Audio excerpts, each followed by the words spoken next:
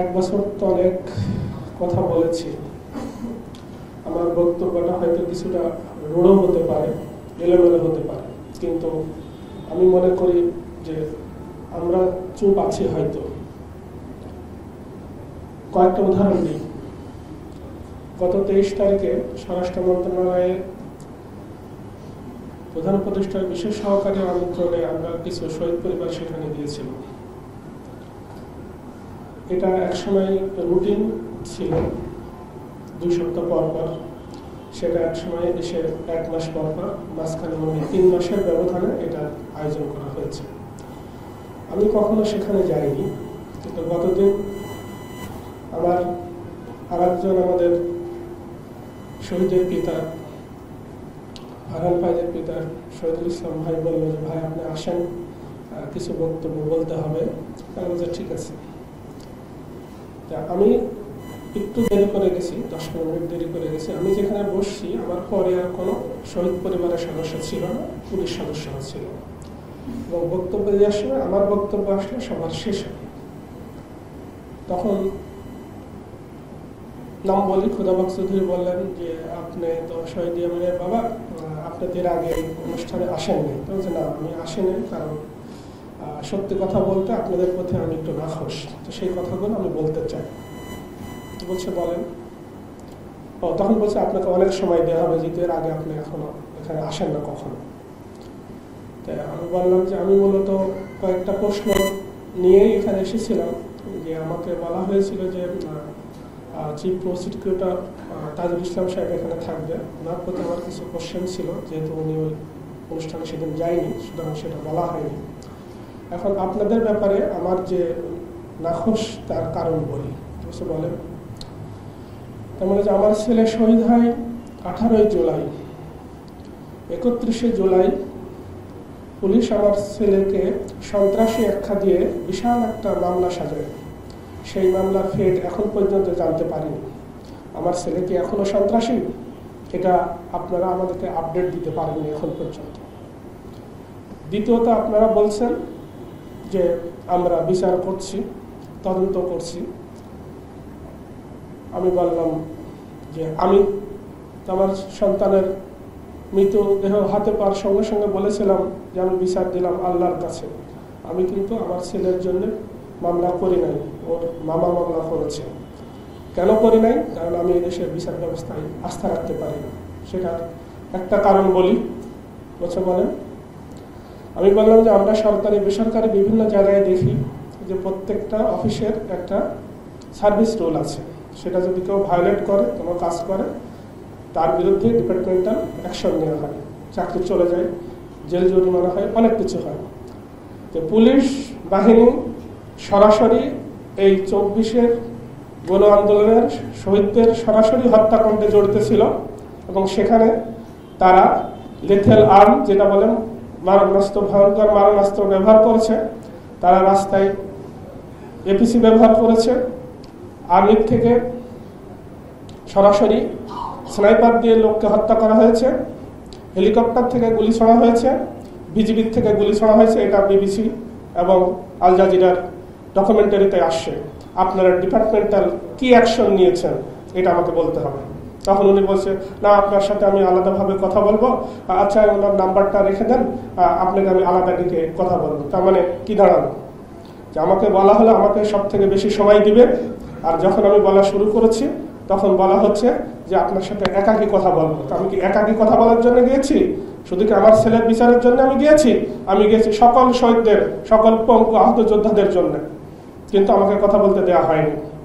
দ্বিতীয় আরেকটা কথা বলি, হয়তোবা এটা আমার আশঙ্কা যে বর্তমান অন্তর্বর্তীকালীন সরকার এবং তার প্রধান আমাদের শ্রদ্ধেয় ডক্টর মোহাম্মদ ইউনূস, উনি কি শহীদ পরিবারদের মুখোমুখি হতে ভয় পায়? কারণ ওনার সাথে আমরা ইন্ডিভিজুয়ালি কিছু কিছু ফ্যামিলি বা ফাউন্ডেশনের সদস্য হিসাবে দেখা করতে গিয়েছি। উনি বলছে যে আপনাদের সাথে আমার বসা হয় নাই, আমি একদিন সারাদিন আপনাদের জন্য রাখবো, আপনাদের কথা শুনবো। কিন্তু 1 বছর পার হয়ে গেছে, উনি আমাদেরকে সময় দেয়নি, দিতে পারেনি। আগামী 5ই আগস্ট জুলাই স্মৃতি ফাউন্ডেশনের উদ্যোগে আমরা একটা প্রজেক্ট সাবমিট করলাম বাংলাদেশ ব্যাংকে, যে সেখানে ওনার সম্মতিতেই, যেহেতু তার অফিস সম্মতি দিয়েছে মানে ওনার সম্মতিতেই বলতে হবে, যে চীন মৈত্রী সম্মেলন কেন্দ্রে সকল শহীদ পরিবারকে আনা হবে এবং উনি সেখানে প্রধান অতিথি হিসেবে থাকবেন। দুঃখজনক হলেও সত্য, ওনার দপ্তর সেটা অস্বীকার করেছে এবং মুক্তিযুদ্ধ মন্ত্রণালয় আমাদের কাছ থেকে যে আইডি কার্ড এবং ছবি নিয়ে ওই দিনকার প্রবেশ নিয়ন্ত্রণ করতে চেয়েছিল সেটা প্রত্যাহার করে নিয়েছে। এখন বলা হচ্ছে যে 5ই আগস্ট সমস্ত জুলাই যোদ্ধা এবং শহীদ পরিবার একই সাথে স্ব ডিসি অফিসে উপস্থিত থাকবেন আর উনি ওদিন আমাদেরকে ভিডিও বার্তা দিবেন। কেন? যাদের রক্তের উপর দাঁড়িয়ে উনি আজকে প্রধান উপদেষ্টা, এবং অপ্রিয় সত্যি হলেও বলবো, ওনার 1000 কোটি টাকার ট্যাক্স মাফ করে নিয়েছেন। উনি অলরেডি 6 মাসের দণ্ডিত আসামি ছিলেন, সেটা মাফ করে নিয়েছেন। উনি অনেকগুলো প্রতিষ্ঠানের পারমিশন নিয়েছেন আমাদের সন্তানদের রক্তের উপর দাঁড়িয়ে। এখন আমাদের মুখোমুখি হতে উনি ভয় পায় কেন? দরকার নেই কোনো বিচারের। আমার সন্তানটা শহীদ হয়েছে, এদেশের যে আবেগ নিয়ে যে বৈষম্য বিরোধী একটা দেশ গঠনের জন্য কোথাও তার কোনো প্রকাশ দেখছি না। দুঃখজনক হলেও সত্য, তাজুল ইসলাম সাহেবের একটা বক্তব্যে আসছে যে আমরা কাকে দিয়ে তদন্ত করব। যে বাহিনী হত্যার সাথে সরাসরি জড়িত তাকে দিয়েই যদি তদন্ত করানো হয়, আপনি বলছেন সৎ, কেমন সৎ? আপনার 2 নম্বর ট্রাইব্যুনাল আদালতের একজন বিচারক, আমি বলবো যে উনি দোষরের থেকে সুবিধাভোগী, সেটা আপনারাই প্রমাণ করেছেন। ওনার নামে বরাদ্দ ফ্ল্যাট বাতিল করা হয়েছে, তার মানে কি উনি ক্রিমিনাল একজন, উনি বিচারক থাকতে পারে না। কিন্তু আপনাদের ট্রাইব্যুনাল 2 এর বিচারক মঞ্জুরুল বাসিত এখন আপনাদের ওখানে বহাল, সে কি বিচার করবে আমাদের সন্তানদের? বিভিন্ন জায়গায় স্বৈরাচারের দোষরকে বসায় রেখে আপনারা আমাদেরকে শোনাচ্ছেন সংস্কার। এবং সত্যি কথা বলতে সবাই ভয় পায়, আমরা আসলে ভয় পাই না, কারণ আমরা শহীদের পিতা, আমাদের সন্তানরা শহীদ হয়েছে, আমরা প্রয়োজনে শহীদ হয়ে যাব। ভয় পাই কারা? মুনাফিকরা ভয় পায়। যেমন পবিত্র কোরআনে বলা আছে যে ইহুদিদের প্রতি এইরকম আহ্বান আছে, তোমরা যদি তোমাদের এইটাকে সত্য মনে করো তাহলে তোমরা মৃত্যু কামনা করো। 1400 বছর আগে সেই আয়াত এখনো বহাল আছে, কোন ইহুদি আজ পর্যন্ত মৃত্যু কামনা করে নাই। তার মানে মুনাফিকরা মৃত্যু কামনা করতে ভয় পায়। আমরা মৃত্যু কামনা করতে ভয় পাই না, আমরা শহীদ হতে ভয় পাই না। আইন ল মিনিস্ট্রিতে এখনো যে পিএস হিসাবে আছে মাননীয় ল অ্যাডভাইজার সাহেবের, উনি খায়রুল হকের পিএস ছিল। কেন? তাকে ছাড়া কি আপনি একটা পিএস ঠিক করতে পারেন নাই? তাকে এখনো কেন বহাল রাখা হয়েছে? প্রত্যেকটা জায়গায় স্বৈরাচারের দোষর ঢুকাই রেখে আমাদেরকে সান্ত্বনা দেওয়া হয়। এই কথাগুলো বলতে গেলে আমরা বলতে পারি না, আমাদের নাকি বিদেশ থেকে কারা বার্তা দেয়, বলতে বাধ্য হচ্ছি। একটা কেসে সবাইকে মাপ খালাস করে দিয়েছেন, বলে দিই বাবুল সাহেবকে, বিএনপির ভারপ্রাপ্ত চেয়ারম্যানকে, কিন্তু ওই কেসে যারা আলেম ওলামা ছিল তাদেরকে এখনো আটকায় রাখছেন। কোন আইনের বলে? বিডিআরের একটা কেসে তাদেরকে খালাস করে দেওয়া হয়েছে, তাদের শাস্তি হয়েছে, কিন্তু তাদেরকে আবার অস্ত্র আইন দেখায় আবার তাদেরকে আটকানো হয়েছে, আর 16 বছর তারা এখনো তার জেলে আছে। কোন আইনের বলে? এখনো যদি আমরা এই আইনই দেখতে হয় তাহলে আপনারা কি করবেন? আপনারা 1 বছর চলে গেল, যদি আইন ওই ব্রিটিশ আইনই মানতে হয়, যদি স্বৈরাচারের সেই সংবিধানই মানতে হয়, তাহলে আমাদের সন্তানরা তো সংবিধান মেনে আন্দোলন করে নাই। আর আপনাদেরকে কে বাধ্য করছে যে হচ্ছে সংবিধান মানতে হবে? এখানে আমি বলছি, আপনার লেখছেন জুলাই গণহত্যার বিচার আলোচনা। আমি চাই এটা হওয়া উচিত ছিল জুলাই গণহত্যার বিচারের আপডেট। আর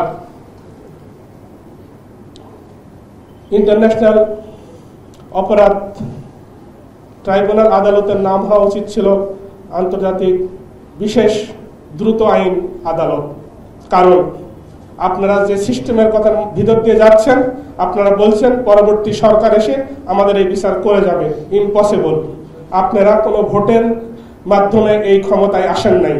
পরবর্তী যারাই আসবে তারা ভোটের বিনিময়ে ক্ষমতায় আসবে। তারা চোরের ভোট চায়, তারা ঘুষখোরের ভোট চায়, তারা চাঁদাবাজের ভোট চায়, তারা আওয়ামী লীগ দোসরের ভোটও তারা চায়। সত্যিকার অর্থে তারা এই ভোটের বিনিময়ে তারা ক্ষমতায় আসবে। তাদের এত ঠেকাই পড়ে নাই যে শহীদদের তারা বিচার করবে, যেখানে 20,000 জুলাই যোদ্ধাদের তারা বিচার করবে, কখনোই তারা করবে না। সুতরাং আমাদেরকে এটাই বাস্তবতা। কিন্তু এটা আমরা বললে আমরা আপনাদের কাছে অপ্রিয় হচ্ছি, আমরা অপ্রিয় হতে ভয় পাই না।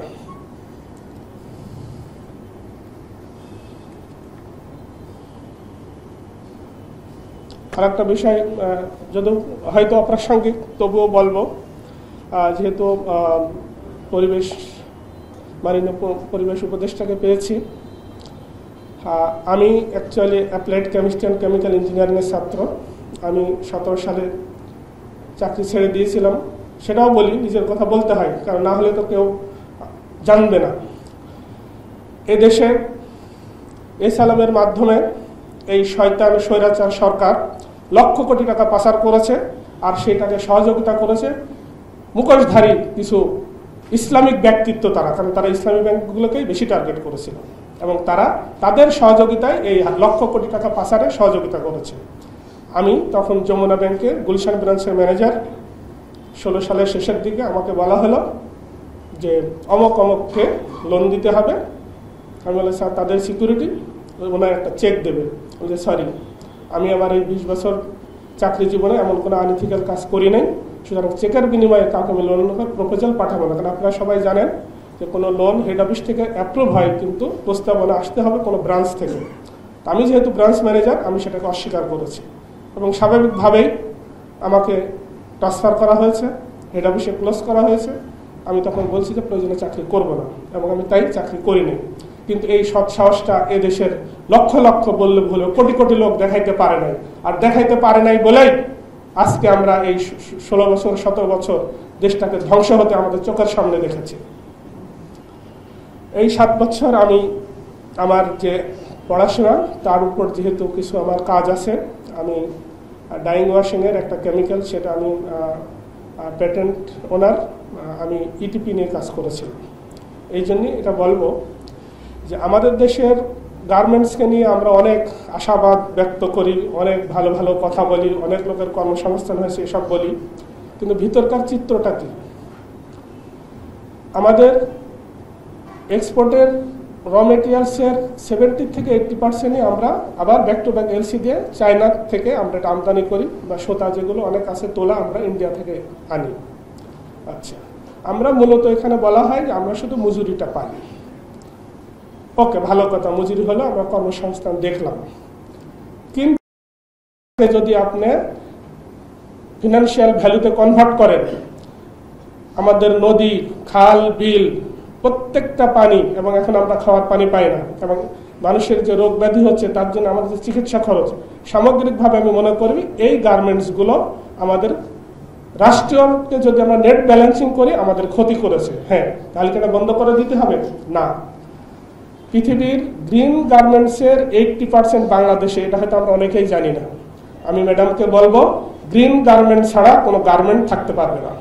পরিবেশের ক্ষতি করে অর্থ পাচার করার জন্য এই গার্মেন্টসগুলো রাখার দরকার নেই। আপনার কাছে জোর দাবি জানাবো, পৃথিবীর কোনো গার্মেন্টস, আমাদের এক্সপোর্ট আরও বাড়বে, আমাদের কর্মসংস্থান হবে, কিন্তু সেটা গ্রিন গার্মেন্টস হতে হবে। কারণ এরা যা করেছে সেটা শুধু কি বলবো, সেটা ভয়ঙ্কর একটা ক্ষতির মধ্যে জাতিকে ফেলে দিয়েছে। সুতরাং আপনার কাছে বিশেষভাবে অনুরোধ থাকবে যে যেটা জিরো ডিসচার্জ লিকুইড, যেটা ZLD বলে, আপনি জিরো ডিসচার্জ লিকুইডকে কনফার্ম করেন এবং গ্রিন গার্মেন্টসের শর্তে আপনি এক্সপোর্ট রাখবেন। আর কোনো গার্মেন্টস থাকতে পারবে না, কারণ তারা টাকা পাচারের সাথে জড়িত, তারা পরিবেশ ধ্বংসের সাথে জড়িত।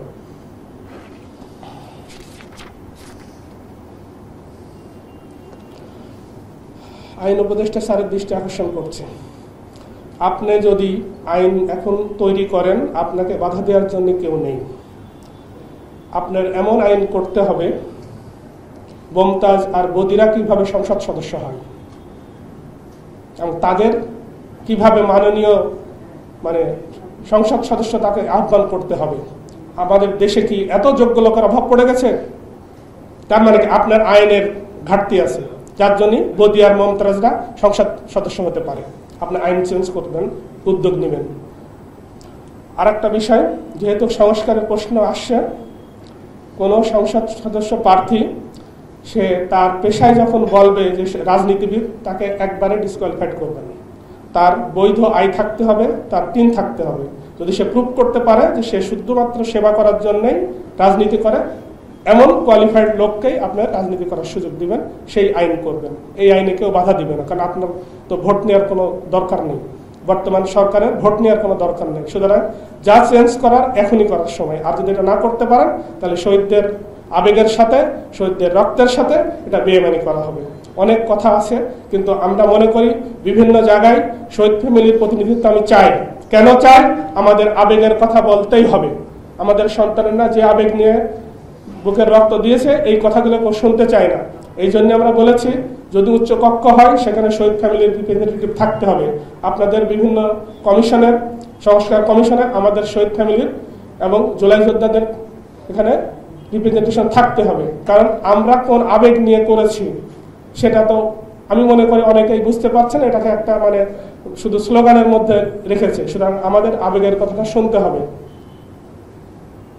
ইনশাআল্লাহ যা বললাম ভুল ত্রুটি হলে ক্ষমা করে দেবেন। সবাইকে আবার ধন্যবাদ দিয়ে আমার বক্তব্য শেষ করছি। আসসালামু আলাইকুম।